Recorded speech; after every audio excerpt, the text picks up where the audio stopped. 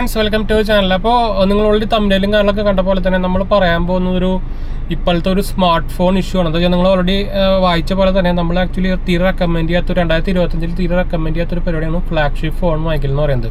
അപ്പോൾ അതിൻ്റെ കാരണങ്ങളൊക്കെ നമ്മൾ പറയാം. എന്തായാലും നമുക്ക് വീഡിയോയിലേക്ക് ഓർക്കാം. അതിന് മുമ്പ് നമ്മുടെ ചാനൽ ആദ്യമായിട്ട് വരുന്നവരാണെങ്കിൽ എൻ്റെ പേര് അജയ്, ഞാനൊരു ഫൈനാൻഷ്യൽ അനലിസ്റ്റായിട്ട് വർക്ക് ചെയ്യുന്നതാണ്. അതുപോലെ തന്നെ നമ്മൾ ടെക്കിലും അതുപോലെ തന്നെ ഫൈനാൻസിലും എക്സ്പീരിയൻസിലാണ് ക്വാളിഫൈഡ് ആണ് കേട്ടോ. അപ്പോൾ നിങ്ങൾ ഓൾറെഡി എൻ്റെ ഡീറ്റെയിൽസും കാര്യങ്ങളൊക്കെ ഓൾറെഡി ഞാൻ കൊടുക്കാറുണ്ട്. അതുപോലെ തന്നെ നമ്മൾ സർട്ടിഫിക്കേഷൻ എടുക്കുന്നതൊക്കെ ഞാൻ കൊടുക്കാറുണ്ട്. ഇപ്പോൾ റീസെൻ്റ്ലി നമുക്ക് സെബിയുടെ സർട്ടിഫിക്കേഷൻ കിട്ടിയിരുന്നു, NISM സർട്ടിഫിക്കേഷൻ ഉണ്ട്. അപ്പോൾ എന്തായാലും നമുക്ക് വീഡിയോയിലേക്ക് പോകാം. അപ്പോൾ നിങ്ങൾക്ക് അറിയായിരിക്കും, ഇപ്പോൾ മെയിനായിട്ട് സ്മാർട്ട് ഫോണുകൾക്ക്, അതായത് ഇന്ന ബ്രാൻഡ് എന്നില്ല, എന്താ പറയുക സെഗ്മെൻ്റ് എന്നില്ല, എല്ലാത്തിനും വരുന്നൊരു ഇഷ്യൂ ആണ് നമ്മുടെ green line issue, display issue. അപ്പോൾ നമ്മൾ എന്ത് ധൈര്യത്തിലാണ് നമ്മൾ ആക്ച്വലി ഒരു ഫ്ലാഗ്ഷിപ്പ് ഫോൺ വാങ്ങിക്കുക? ഫ്ലാഗ്ഷിപ്പ് ഫോൺ വാങ്ങിച്ചു കഴിഞ്ഞാൽ നമ്മൾ നോർമലി ഒരു മിനിമം 2 കൊല്ലെങ്കിലും ഉപയോഗിക്കുന്നുണ്ട്. എന്താ ഒരു ലക്ഷത്തിൻ്റെ ഫോണും 1.5 ലക്ഷത്തിൻ്റെ ഫോണും സംഭവങ്ങളൊക്കെ ആണല്ലോ. അപ്പോൾ 1 കൊല്ലെങ്കിലും നമ്മൾ മിനിമം ഉപയോഗിച്ചാലല്ലേ അപ്പോൾ അതിൻ്റെ കാര്യങ്ങൾ കിട്ടുള്ളൂ. പക്ഷേ ഇവിടെ അങ്ങനെയല്ല. ഇത് വാറണ്ടി കഴിയുമ്പോഴേക്കും ഡിസ്പ്ലേ ഇഷ്യൂസ് വരും, അതുപോലെ തന്നെ ഗ്രീൻ ലൈൻ ഇഷ്യൂസ് വരും. ഗ്രീൻ ലൈൻ ഇഷ്യൂ വാങ്ങിയാൽ പോയി കഴിഞ്ഞാൽ നമുക്ക് ഇപ്പോൾ ഒരു മിനിമം ഇപ്പോൾ ഒരു ഐഫോണിൻ്റെ കാര്യമൊക്കെ ആണെങ്കിൽ 30,000 രൂപയ്ക്കാണ് അവർ ചോദിക്കുക. ഇപ്പോൾ സാംസങ് ആയാലും ഇപ്പോൾ അതിൽ വെച്ച് നോക്കുമ്പോൾ നമുക്ക് ഇപ്പോൾ ആക്ച്വലി റെക്കമെൻഡ് ആയിട്ടുള്ള ഒരു ബ്രാൻഡാണ് OnePlus. അതായത് OnePlus 13 ഇറക്കിയപ്പോൾ 13 ഉണ്ട്, 13R ഉണ്ട് കേട്ടോ. നമുക്ക് lifetime free warranty display ഇഷ്യൂസിന് പറയുന്നുണ്ട് അവർ. അപ്പോൾ അതുകൊണ്ട് തന്നെ പിന്നെ നമുക്ക് സ്നാപ്ഡ്രാഗൺ 888 ചിപ്പും എല്ലാ സംഭവങ്ങളും ഫുൾ ഉണ്ട്. നമുക്ക് 16GB 512 GB വേരിയൻ്റ് ഉണ്ട്, 1 TB വരുന്നുണ്ട്. അപ്പോൾ ഒരു ഫ്യൂച്ചർ പ്രൂഫ് ഫോൺ എന്ന് പറഞ്ഞാൽ അത് ആക്ച്വലി എടുത്തിട്ടുണ്ടോ ഫോൺ നിങ്ങൾ അൺബോക്സിംഗ് വീഡിയോ കാണുന്നുണ്ടായിരിക്കും. ഞാൻ പറയുമ്പോൾ അത് എൻ്റെ പ്രൈമറി ഫോണൊന്നുമല്ല. ഞാൻ പ്രൈമറിയായിട്ട് ഉപയോഗിക്കുന്നത് സാംസങ്ങും അതുപോലെ തന്നെ ഐഫോണാണ് സെക്കൻഡറി ആയിട്ട് ഉപയോഗിക്കുന്നത്. അപ്പോൾ ഇത് രണ്ടും ഞാൻ ആക്ച്വലി എൻ്റെ സാംസങ്ങിൽ ഞാൻ എക്സ്റ്റൻഡഡ് വാറണ്ടി എടുത്തിട്ടുണ്ട്. സാംസങ് A+ ഉണ്ട് എന്ന് വെച്ചാൽ പണിയാണ്. അപ്പോൾ അങ്ങനത്തെ കുറച്ച് ഇഷ്യൂസ് ഉണ്ട്. അപ്പോൾ അതുകൊണ്ട് എന്ത് ധൈര്യത്തിലാണ് നമ്മൾ എന്ത് ഒരു ഇതിലാണ് നമ്മൾ നമ്മുടെ ഹാർഡ് ഏൺ മണി ഈ സാധനത്തിൽ ഇൻവെസ്റ്റ് ചെയ്യുക? എന്താ വെച്ചാൽ 1 ഇയർ കഴിയുമ്പോൾ ഈ സാധനം നമുക്ക് മാറ്റേണ്ടി വരും. അത് ഏത് ഫ്ലാഗ്ഷിപ്പ് ഫോൺ എടുത്താലും ഏത് ബഡ്ജറ്റ് ഫോൺ എടുത്താലും അതാണ് സ്ഥിതി. അപ്പോൾ അങ്ങനെ ഒരു ഇഷ്യൂസ് വരുമ്പോൾ അത് ഭയങ്കര വലിയ ഇഷ്യൂ ആണല്ലോ. അപ്പോൾ ശരിക്കും അങ്ങനെ നോക്കുമ്പോൾ ശരിക്കും ഇപ്പോൾ നമ്മുടെ ഫ്ലാഗ്ഷിപ്പ് ഫോണുകളുടെ സെയിൽസ് കുറയേണ്ടതാണ്. അങ്ങനെ കുറഞ്ഞാലാണ് ഈ കമ്പനികൾ ഇത് പഠിക്കുള്ളൂ.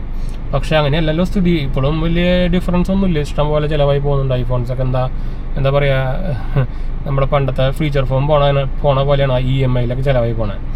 അപ്പോൾ കമ്പനികൾക്കൊരു പ്രശ്നവും വരുന്നില്ല. അപ്പോൾ അതാണ് മെയിൻ ഇഷ്യൂ. അപ്പോൾ ആൾക്കാർ റിയാക്ട് ചെയ്യുന്നില്ല, ആൾക്കാർ കേസ് ലീഗലി മൂവ് ചെയ്യുന്നില്ല, ഒന്നും വരുന്നില്ല. അപ്പോൾ അതിൻ്റെ ഭാഗമായിട്ടാണ് ഇങ്ങനത്തെ ഇഷ്യൂസൊക്കെ വരുന്നത്. അപ്പോൾ അതുകൊണ്ട് തന്നെ ഞാനിപ്പോൾ റീസെൻ്റ്ലി ഇപ്പോൾ എൻ്റെ ഫ്രണ്ട്സോ റിലേറ്റീവ്സോ ഒക്കെ കാര്യങ്ങളൊക്കെ ചോദിക്കുകയാണെങ്കിൽ തന്നെ ഇപ്പോൾ ഒരു പ്രത്യേകിച്ച് ഫ്ലാഗ്ഷിപ്പ് ഫോണുകളിൽ ചോദിക്കുകയാണെങ്കിൽ നമുക്ക് റെക്കമെൻഡ് ചെയ്യാൻ ഭയങ്കര പാടാണ്. എന്താ വെച്ചാൽ വാറണ്ടി കഴിഞ്ഞ് കഴിഞ്ഞാൽ, അല്ലെങ്കിൽ ഞാൻ എടുത്ത് പറയും എന്ന് വെച്ചാൽ 1 ഇയർ സ്മൂത്തായിട്ട് ഉപയോഗിക്കാം. അത് കഴിഞ്ഞ് കഴിഞ്ഞാൽ നമുക്ക് ഇപ്പോൾ പണ്ട് നമ്മുടെ ലോക്കൽ ചൈനീസ് പ്രൊഡക്റ്റ് ഉപയോഗിക്കില്ല, അതേപോലത്തെ സ്ഥിതിയുണ്ട്. അല്ലെങ്കിൽ ഇത് ആക്ച്വലി ബ്രാൻഡ് എന്താ ചെയ്യണമെന്ന് വെച്ചാൽ നമ്മൾ വന്നെങ്കിൽ നമുക്ക് പോയി OnePlus കാണിച്ച പോലെ തന്നെ നമുക്ക് ലൈഫ് ടൈം ഫ്രീ വാറണ്ടി ഡിസ്പ്ലേക്ക് തരണം. അല്ലെങ്കിൽ നമുക്ക് വാറണ്ടി രജിസ്ട്രേഷൻ എക്സ്ട്രാ കൂട്ടിയിട്ട് നമുക്ക് എന്താ പറയുക എക്സ്റ്റെൻഡഡ് വാറണ്ടിയോ സംഭവങ്ങളൊക്കെ തരണം. അതാണ് മെയിനായിട്ട് വേണ്ടത്. അപ്പോൾ 1 ഇയറോ 1 ഇയർ അല്ല 2 ഇയറോ 3 ഇയറോ ഒക്കെ വേണം. ഇപ്പോൾ ഞാൻ തന്നെ സാംസങ്ങിൽ നമുക്ക് എക്സ്റ്റെൻഡഡ് വാറണ്ടി എടുത്തപ്പോൾ എനിക്ക് ആക്ച്വലി പ്രൈസ് ആയത് 6,999 രൂപയാണ്. അത് ഐഫോണിലാണെങ്കിൽ പിന്നെ പറയേണ്ട ആവശ്യമില്ല. ഐഫോണിൽ എനിക്കിപ്പോൾ ഒരു 4 മാസം 5 മാസം വാറണ്ടി ലെഫ്റ്റ് ഉണ്ട്.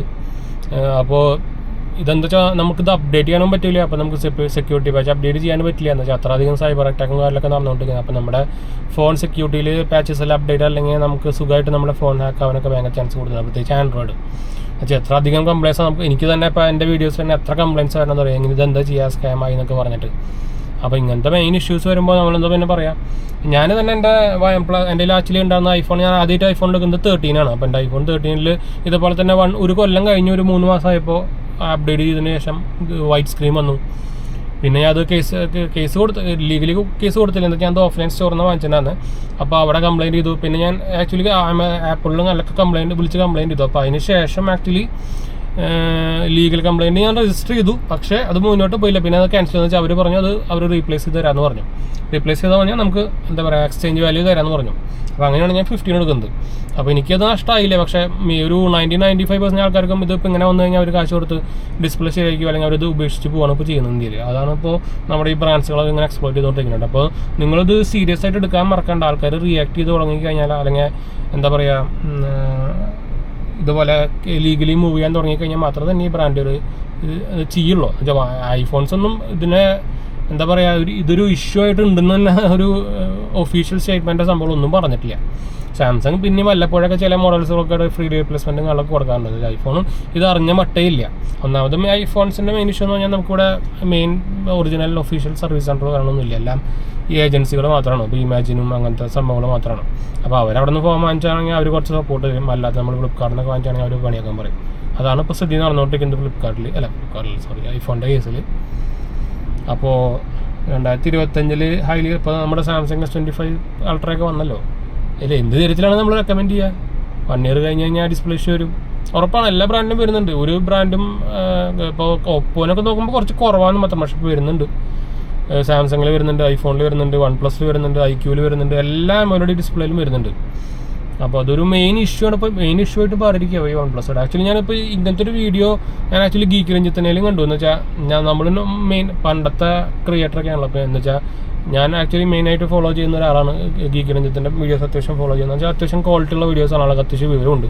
ഇതിൽ IT സെക്ടറിലാണ് വർക്ക് ചെയ്യുന്നത് ഒരാളാണ്. അപ്പോൾ ഞാൻ ഫോളോ ചെയ്യാറുണ്ട് ആൾ ടെക്കിൻ്റെ വീഡിയോസ്. പണ്ട് തൊട്ട് ഇടുന്ന ആളാണല്ലോ. ഉടായ്പ വീഡിയോസൊന്നും അങ്ങനെ ഇടാറില്ല. അപ്പോൾ അതുകൊണ്ട് ഞാൻ ഫോളോ ചെയ്യാറുണ്ട് ആളെ. അപ്പോൾ എനിക്ക് തോന്നുന്നു ആളും 2-3 ദിവസം മുമ്പ് ഇട്ടിട്ടുണ്ടെന്നുണ്ട് ഇങ്ങനത്തെ വീഡിയോ. അപ്പോഴാണ് എനിക്ക് ഞാനിത് ആക്ച്വലി ഈ വീഡിയോ കുറച്ച് കാലമായിട്ട് എടുക്കണമെന്ന് വിചാരിക്കുക. എന്ന് വെച്ചാൽ ഞാൻ ഓൾറെഡി എടുത്തിട്ടുണ്ട് ഇങ്ങനത്തെ ഒരു വീഡിയോ. എന്ന് വെച്ചാൽ ഈ ഡിസ്പ്ലേ ഇഷ്യൂൻ്റെ കേസും സംഭവമൊക്കെ പറഞ്ഞ് നമ്മൾ ഓൾറെഡി വീഡിയോ ചെയ്തിട്ടുണ്ട് കേട്ടോ. അത് ചെയ്യാണ്ടിരിക്കുന്നല്ല. പക്ഷേ ഈ 2025 ഇപ്പോൾ പുതിയ ഫോണുകൾ ഇഷ്ടം പോലെ വരുമല്ലോ. ഓൾറെഡി വന്നു. IQൻ്റെ 13 വന്നു. അതും ഇതുപോലെ വാറണ്ടി കഴിഞ്ഞാൽ പണി കിട്ടാം.